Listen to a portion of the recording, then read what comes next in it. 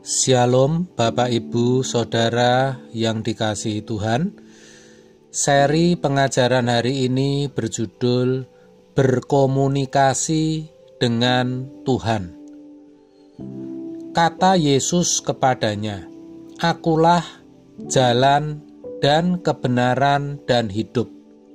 Tidak ada seorang pun yang datang kepada Bapa kalau tidak melalui Aku." Yohanes 14 ayat 6. Datang kepada Bapa itu bukan sekedar masuk surga, saudara, melainkan kita bisa berfellowship dengan Bapa, bisa berkomunikasi dengan Dia. Manusia itu hebat, melebihi semua ciptaan Allah yang ada.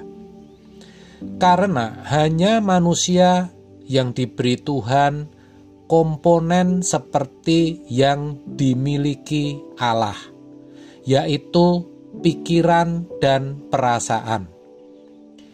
Dari pikiran dan perasaan ini, manusia dapat menciptakan, memproduksi, membuahkan kehendak atau keinginan. Kehendak atau keinginan yang bukan saja untuk memenuhi kebutuhan fisik atau kebutuhan jasmani, tetapi lebih dari itu. Manusia bisa mengeksplorasi semua yang Allah ciptakan guna meningkatkan kesejahteraan hidupnya, meningkatkan kualitas hidup secara fisik. Sedangkan hewan hanya didorong oleh keinginan untuk memenuhi kebutuhan fisik jasmani guna mempertahankan hidup. Itu bedanya. Namun, kemampuan yang dimiliki manusia itu akan sia-sia kalau manusia tidak memiliki kemampuan berkomunikasi dengan Tuhan penciptanya. Hewan tidak akan pernah bisa berkomunikasi dengan penciptanya. Jadi, kalau manusia yang diberi kemampuan untuk berkomunikasi dengan penciptanya, tapi tidak dilakukan, betapa malang dan celakanya.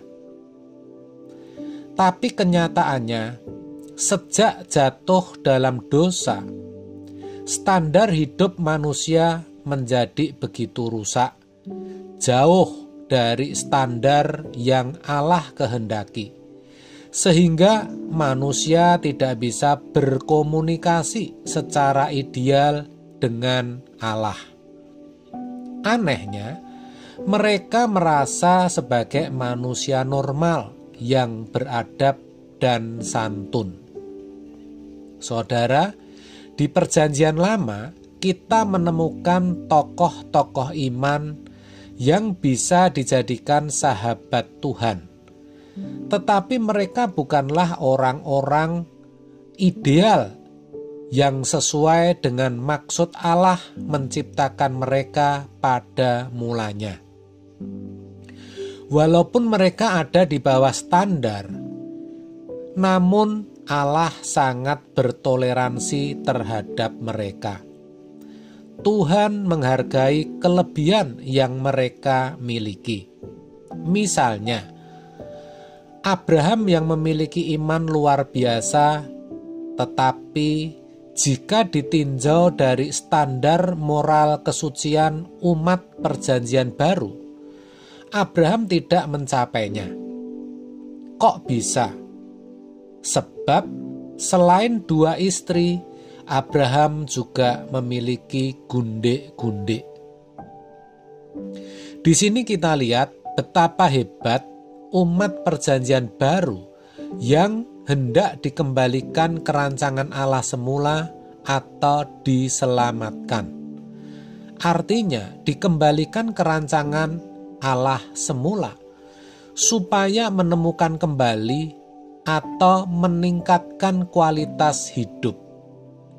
dari kehilangan kemuliaan Allah, Roma 3 ayat 23, menjadi manusia yang memperoleh kembali karunia Allah itu, Roma 6 ayat 23b.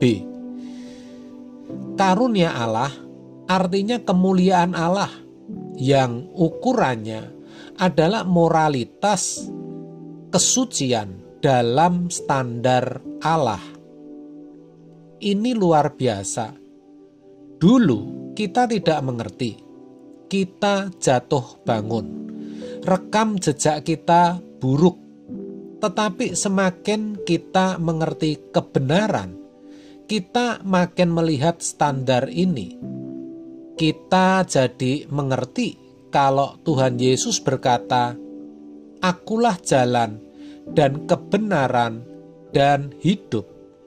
Yang artinya kita harus mengikuti jejak Tuhan Yesus yang dalam hidupnya tidak berbuat dosa alias hidup dalam kesucian.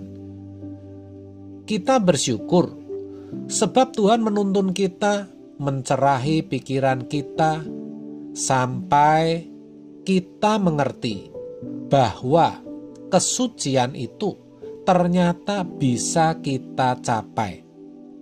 Jika kita tidak memperhatikan hal ini dan tidak mau berjuang, sebenarnya kita gagal menjadi manusia. Jadi saudara, kalau hidup seperti Yesus itu bisa kita capai, kita harus mau berjuang untuk itu. Kalau dalam Filipi 2 ayat 5 dikatakan, "Hendaklah kamu dalam hidupmu bersama menaruh pikiran dan perasaan yang terdapat juga dalam Kristus Yesus." Itu artinya kita bisa memiliki pikiran dan perasaan Kristus, bisa serupa dengan Dia. Kita bisa sempurna seperti Bapa. Roma 8 ayat 28 sampai 29 mengatakan bahwa kita bisa serupa dengan Yesus. Yesus sudah memulai sebagai yang sulung dan ia bisa menjalani serta mencapainya. Maka kita juga bisa. Juga kalau dalam Yohanes 17 ayat 21 sampai 22 dikatakan, "Engkau dalam aku dalam engkau, mereka di dalam kita."